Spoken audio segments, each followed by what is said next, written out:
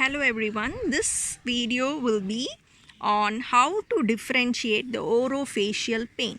So the orofacial pain can either be an odontogenic pain or a non-odontogenic pain. What does it mean? Either the pain can be related to the tooth origin or it will not be related to the tooth.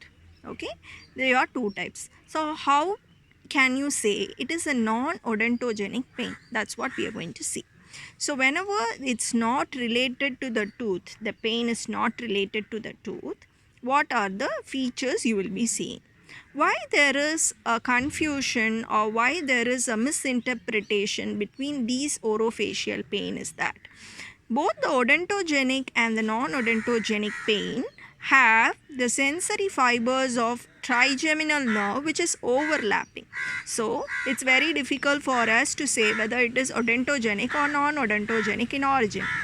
But the non-odontogenic pain or episodic, that is, its pain-free remission will be there also. It comes in episodes and certain period there will be no pain. So that type of episodic pain will be a non-odontogenic pain mostly. Okay, and then trigger points is that some portion if you touch, okay, the pain will be shooting. So there are some trigger points, okay, in the non-odontogenic pain. And also the non-odontogenic pain will cross the midline, that is a pain in the left side will be radiated to the right side also, so that we can say it is a non-odontogenic pain rather than a odontogenic pain.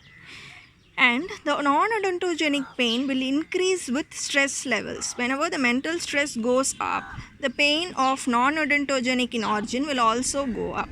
But the non-odontogenic pain are unrelated to the stress levels. Okay, and then this is seasonal, that is non-odontogenic pain or cyclic and seasonal in nature. But the odontogenic pain is not cyclic or seasonal.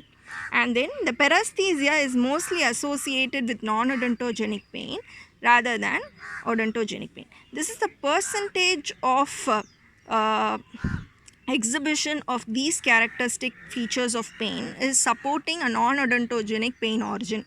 Okay, sometimes this can also be seen in the odontogenic, but the percentage of having these symptoms would be mostly of non-odontogenic pain. Okay, thank you so much. If you like the video, kindly subscribe for the upcoming videos. Thank you.